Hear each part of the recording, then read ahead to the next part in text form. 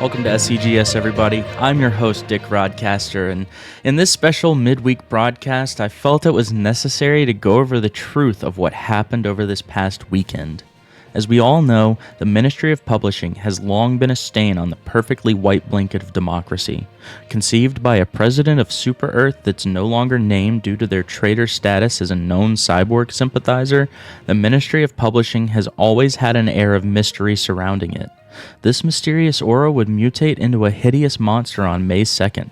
The ministry sent a dispatch to all HELLDIVERS, ordering their registration with the ministry under threat of dishonorable discharge.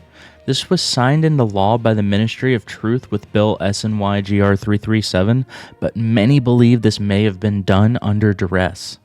Obviously, HELLDIVERS everywhere were furious about this no-name, useless ministry demanding their compliance.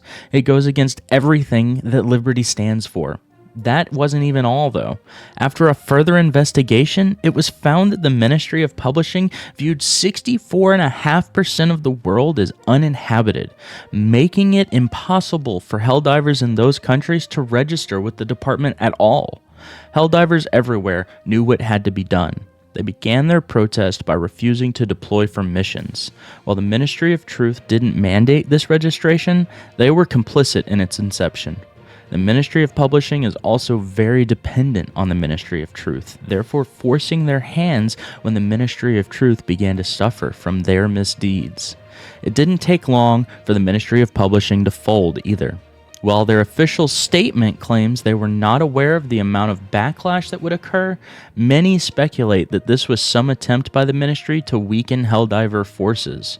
Of course, each and every HELLDIVER will still be investigated for capital treason and tried if proper evidence is found, but many official accounts claim that protesting the Ministry of Publishing has not been viewed as a punishable offense. It's speculated that this was an attempted coup by the Ministry of Publishing, and therefore HELLDIVERS everywhere are once again considered the invincible hand of democracy.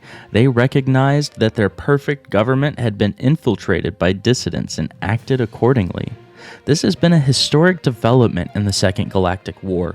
While many believed we would soon be at war with the cyborgs, none believed we would first be attacked by the cardinal sin of democracy, greed.